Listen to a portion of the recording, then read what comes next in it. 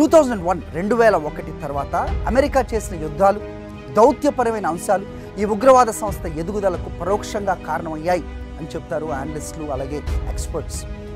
2003లో నాటి అమెరికా అధ్యక్షుడు George W bush నేతృత్వంలో ఇరాక్పై యుద్ధానికి దిగింది అమెరికా. ఇరాక్ కెమికల్ వెపన్స్ అంటే రసాయన ఆయుధాలను దాచుకుంది అని, ఆ దేశం అల్ ఖైదా ఉగ్రవాది ఉసామా బిన్ లాడెన్కు సహాయపడుతుంది అని అమెరికా ఈ వార్కు దిగింది. ఇరాన్లో వెపన్స్ ఆఫ్ మాస్ డిస్ట్రక్షన్స్ ఉన్నాయి అన్నది ఆనాటి అమెరికా ప్రధాన వాదన. దీని కారణంగానే ఇరాక్పై దాడులు చేస్తామని చెప్పిన అమెరికా దేశాన్ని ఓడించింది కూడా. 2003 డిసెంబర్లో ఆనాటి ఇరాక్ అధ్యక్షుడు సద్దాం హుస్సేన్ను అమెరికా దళాలు పట్టుకున్నాయి. 1982లో ద్విజాయిల్లో షియా ముస్లిమ్స్ను ఊచకోత కోసిన నేరంతో ఆయన 2006లో నవంబర్లో కోర్టు దోషిగా తేల్చి మరణశిక్ష విధించింది. 2006 డిసెంబర్ 30న ఆయన ఉరేశారు.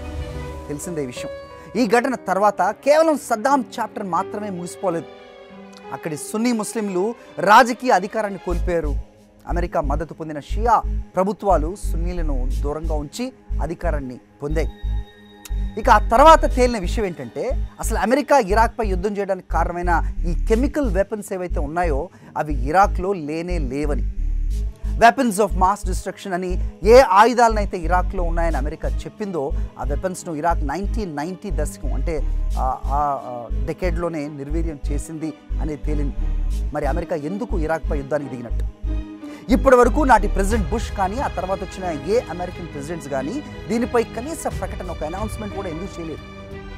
అటు ఈ పరిణామాలతో తీవ్ర అసంతృప్తి, ఆవేశాలతో రగిలిన సున్నీ సమూహాలు ఉగ్రవాద గ్రూప్స్ చేరాయి.